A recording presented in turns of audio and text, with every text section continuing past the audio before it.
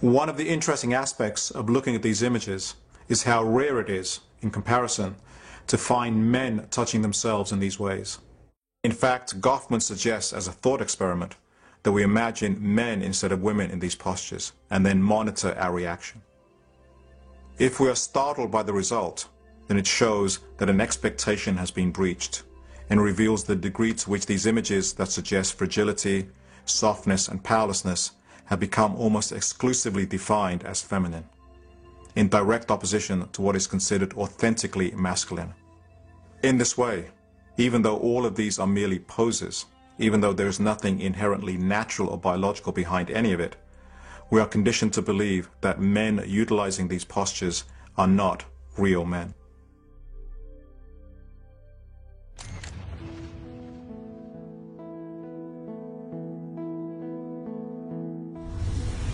With this idea that the body is a text, a means of communication, that body postures carry deeply significant meanings, we can get to the heart of Goffman's analysis, what he calls the ritualization of subordination, and of how female bodies in particular are used to demonstrate the broader social idea that what the culture defines as feminine has a subordinate relationship to what the culture defines as masculine. The starting point is his observation that women, with far greater frequency than men, are very often shown lying down in a recumbent position. And Goffman makes two important points about the significance of this pose. First, he says that in this position it is difficult to defend yourself, and that therefore you are dependent upon what he calls the benignness of the surround. That is, the reclining position that women are placed in gives them no defense against possible threats. It is a submissive and powerless position, utterly dependent on the world being risk and danger-free. And Goffman's point is relatively simple.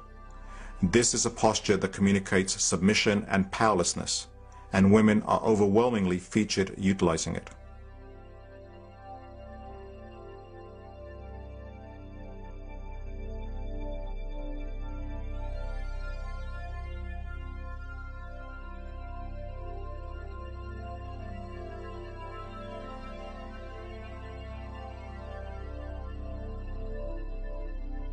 In fact, Goffman's suggestion that we imagine a man in these body postures and monitor our reaction is particularly effective here. The second point that Goffman makes about these displays of female powerlessness is that they have become sexualized.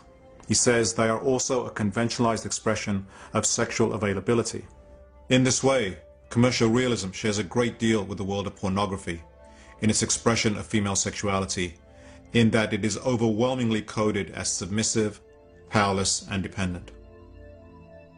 And when feminine identity in the culture is predominantly equated with this version of sexuality, then femininity itself, as a whole, is defined as submissive, powerless, and dependent.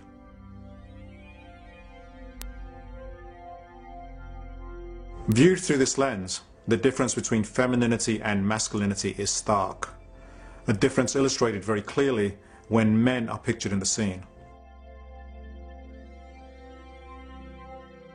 The men are active, alert, ready to respond to or to initiate action.